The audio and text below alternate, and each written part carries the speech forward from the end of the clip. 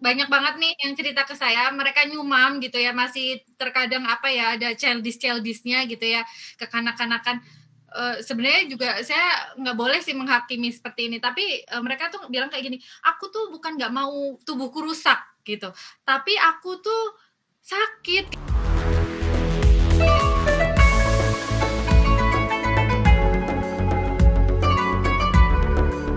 Yo, Oke, bismillahirrahmanirrahim. Assalamualaikum warahmatullahi wabarakatuh.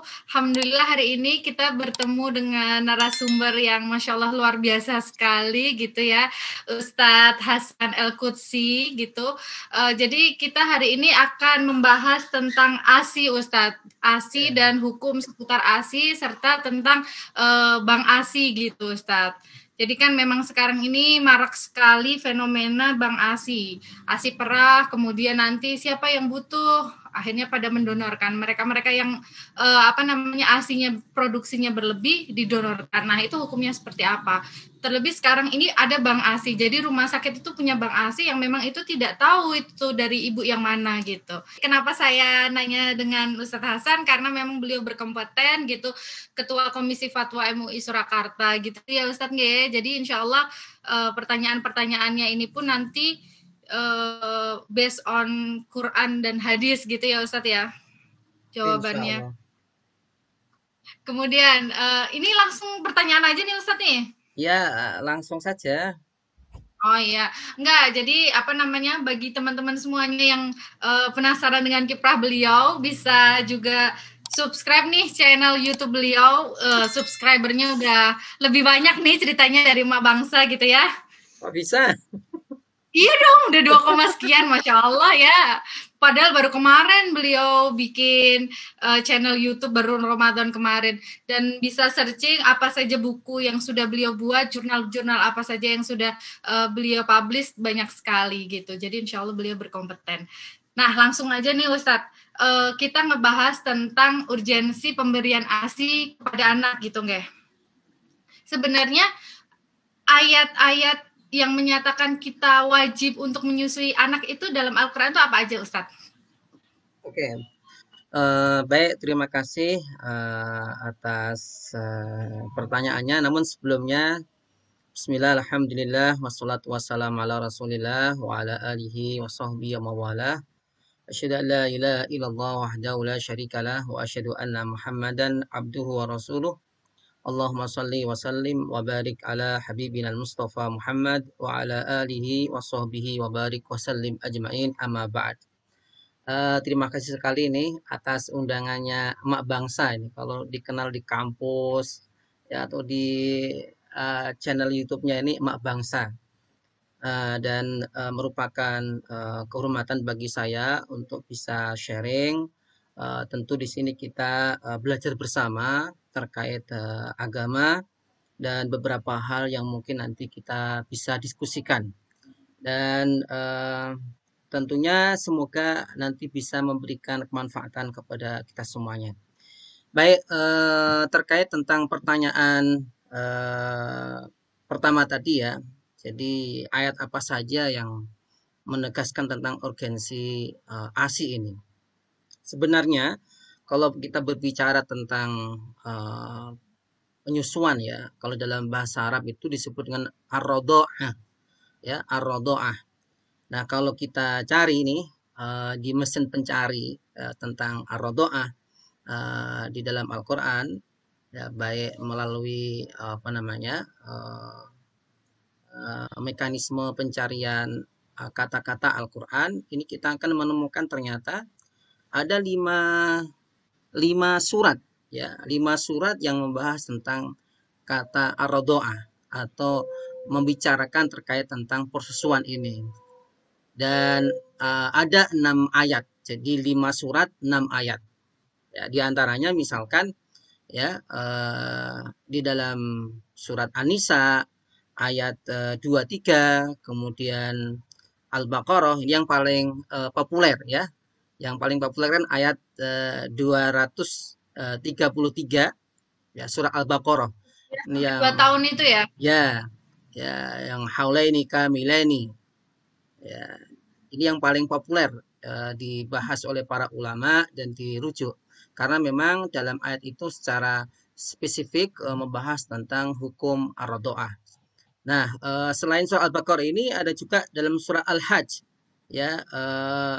Surat Al-Hajj ini ayat 2, ya, di mana Allah SWT menggambarkan secara eksplisit tentang pentingnya ASI di sini. Ya, bahwa dikatakan yauma tarawunaha tazhalu kullu murdi'atin amma arda'at. Jadi hari kiamat nanti itu dibayangkan bahwa anak persusuan itu terlepas begitu saja, ya, dari ibunya sendiri.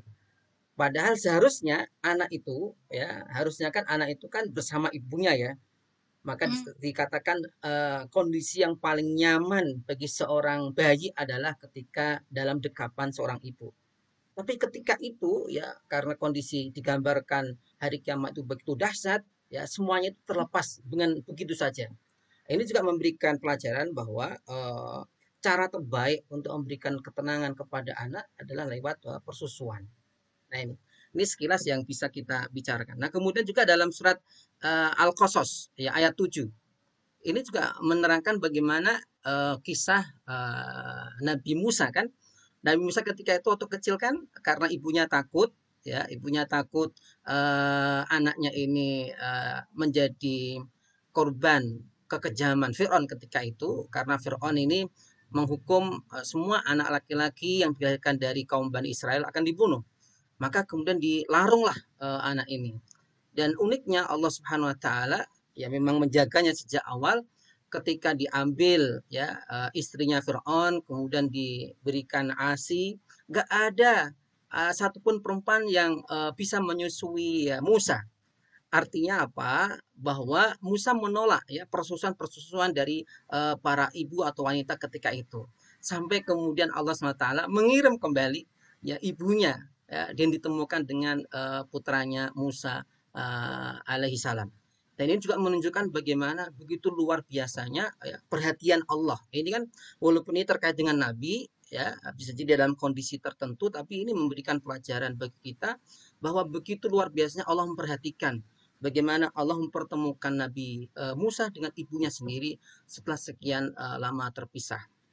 Nah, kemudian juga dalam apa namanya dalam surat At-Tolak, ya, surat At-Tolak ini terkait bagaimana kewajiban, ya, seorang suami terutama ketika misalkan mencerai istrinya, ya, naudzubillah, semoga tidak terjadi pada siapapun.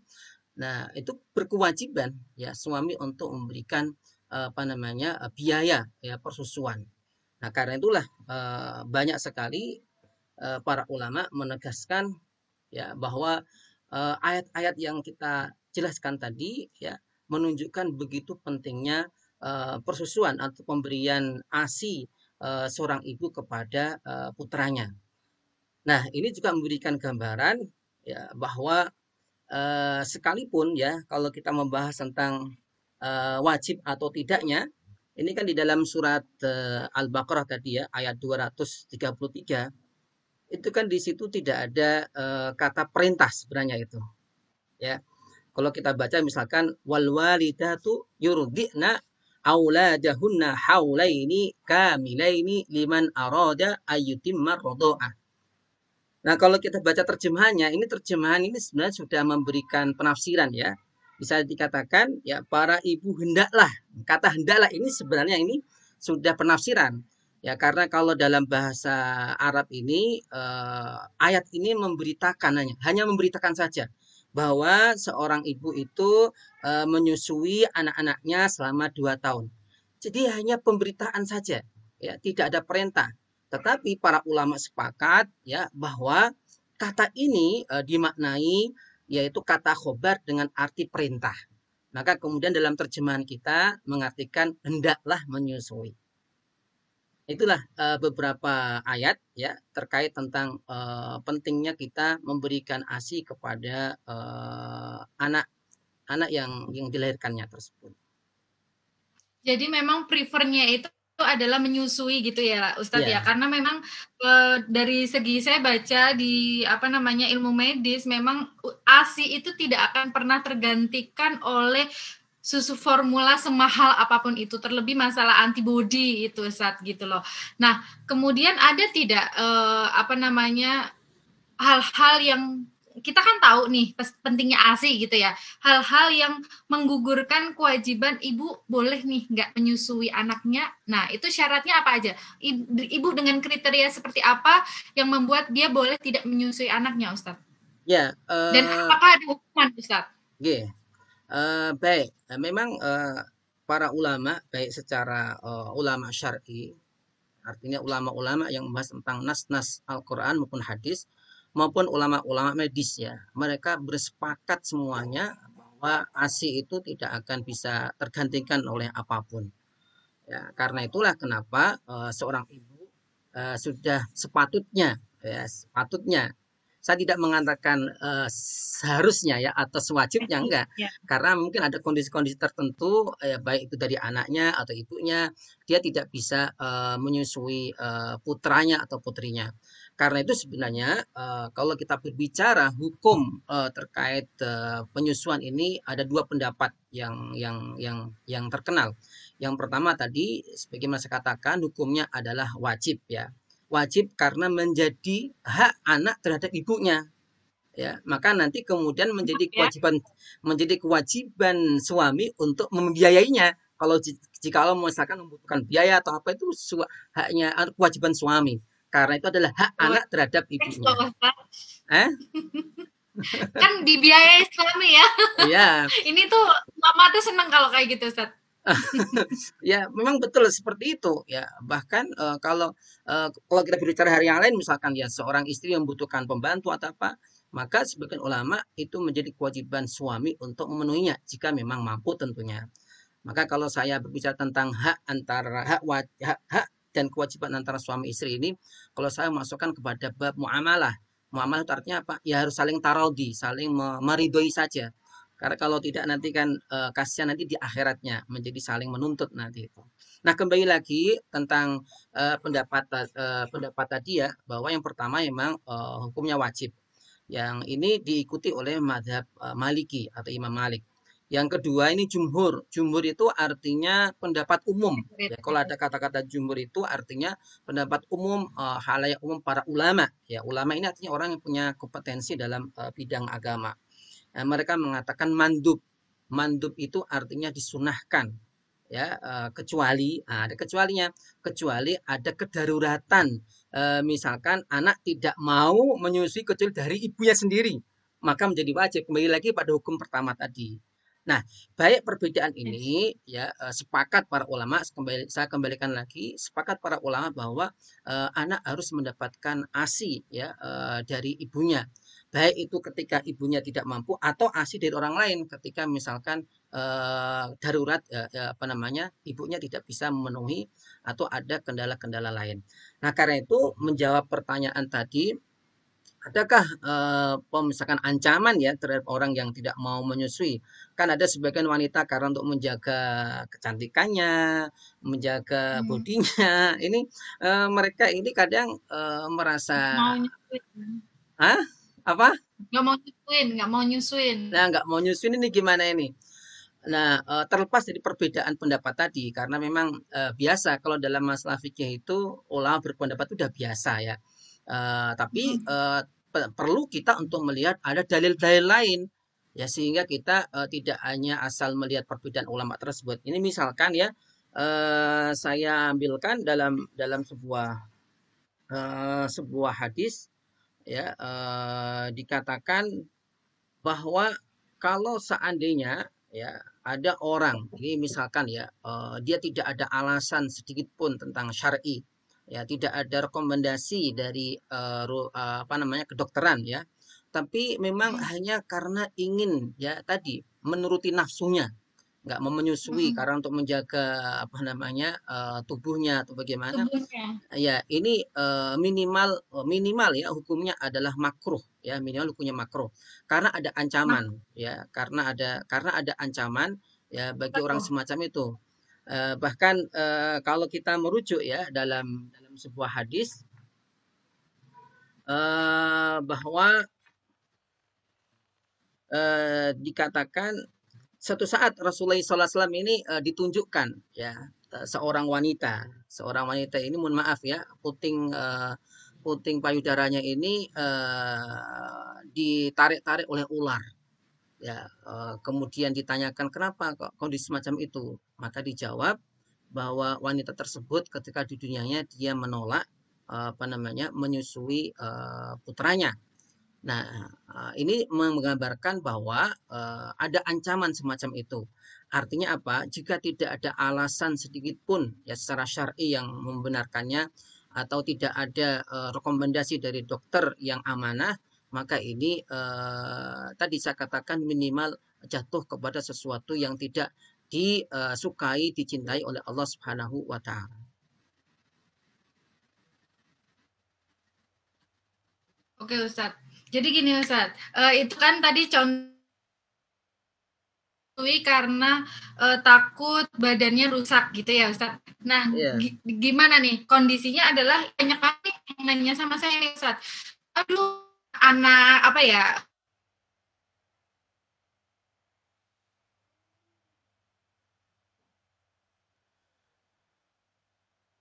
Kok nge-lag? Cia? Gini Ustadz, jadi Nah, apa namanya? Banyak banget nih yang cerita ke saya, mereka nyumam gitu ya, masih terkadang apa ya, ada childish-childishnya gitu ya, kekanak-kanakan. Sebenarnya juga saya nggak boleh sih menghakimi seperti ini, tapi mereka tuh bilang kayak gini, aku tuh bukan nggak mau tubuhku rusak gitu, tapi aku tuh sakit gitu. Otomatis awalnya kan memang untuk menyusui itu kan butuh iya, penyesuaian, masalah iya. pelekatan dan lain sebagainya. Kalau itu nggak benar, itu kan bakalan bisa lecet, bahkan bisa Hmm. berdarah gitu Hmm. loh. Akhirnya mereka putus asa gitu loh, putus asa di awal, nggak mau untuk nahan sedikit sakitnya itu ketika menyusui di awal-awal. Nah, itu apakah hukumannya juga sama nih sama yang karena namanya bodinya nggak mau rusak itu? Karena kan dia kan sebenarnya merasakan sakit walaupun mungkin memang dia tidak mau menahannya sedikit agar touchingnya pelekatannya Iya. sama si anak benar gitu loh. Pripun Ustadz? Ya memang sering saya katakan ya, wallah alam saya ini kan nggak pengalaman ya, yang pengalaman kan ibu-ibu ini ya. Tetapi Ya, memang sebuah kebaikan itu pasti ada ujiannya, itu pasti. Ya setiap perbuatan baik, apalagi ini adalah bagi saya kaum laki-laki ini ya, melihat itu adalah jihadnya wanita. Ya, jihadnya wanita ya di Masya situ di Allah. antaranya ya. Selain dia melahirkan adalah bagaimana memaksimalkan dalam memberikan nutrisi terbaik bagi anaknya. Karena kita tahu semuanya bahwa begitu luar biasanya kandungan ASI yang tidak bisa diganti dengan lainnya. Sehingga memang membutuhkan sebuah usaha, ikhtiar, kalaupun ada sakit mungkin yaitu perlu pembiasaan ya. Karena kalau tadi kita melihat hadis ya yang diriwayatkan Ibnu Khuzaimah, bahkan hadis ini dianggap sahih oleh Syekh Imam Al-Albani ya yang saya katakan ini bahwa orang wanita yang tidak ada alasan syar'i kemudian dia tidak mau menyusui ini diancam ya dengan sebuah ancaman seperti itu. Nah, karena itu maka bagi ibu harus ya sabar, berusaha semaksimal mungkin. Kecuali jika memang ya kemudian melahirkan sebuah madharat lain, artinya kemudian menjadi infeksi atau apa. Nah, itu mungkin menjadi kedaruratan alasan secara syar'i dia tidak menyusui anaknya. Tapi tentu ini tidaklah didasari kepada subjektivitas wanita atau ibu sendiri, tapi harus dikonsulkan terhadap dokter yang kompetensi di bidangnya. Iya, I see. Jadi misalkan kayak kasus saya kemarin itu Ustadz, jadi saya stop berhenti menyusui anak pertama saya karena ketika itu saya kontraksi. Ketika Hmm. menyusui saya kontraksi karena saya hamil lagi gitu loh Ustadz. Nah, itu mungkin Oke. masuk ke situ ya Ustadz ya? Hamilnya kecepatan atau gimana? Iya nih Ustadz. Jadi masih apa namanya masih menyusui tapi udah hamil lagi. Nah, akhirnya Masya kan Allah. otomatis di usia 7 bulan itu saya kontraksi setiap kali menyusui anak pertama, Hmm. akhirnya saya stop, saya kasih ASI perah yang di stok di kulkas, kemudian fokus di kehamilan ini gitu, Ya. Ustadz. Nah itu Tapi memang tapi based on ya medis sih. tapi kan masih disusui ASI kan? ASI. Nah, Tapi iya. kan iya sih ya. Cuman kalau kondisinya saya nggak punya ASI perah gitu, nggak masuk ke situ kan ya Ustadz ya, Ya, insya Allah ya. insya Allah tidak itu. Insya Allah tidak. Iya, siap. Karena sebenarnya juga Oke, nanti, pertanyaan oke, selanjutnya. karena sebenarnya juga apa namanya tidak ada kewajiban untuk sampai 2 tahun sempurna tidak ada, tapi itu hanya anjuran saja. Terutama memang Iya, yang saya juga pernah. menjadi hal yang bisa dikatakan wajib itu adalah bisa jadi adalah 3 atau 6 bulan pertama itu yang paling penting itu.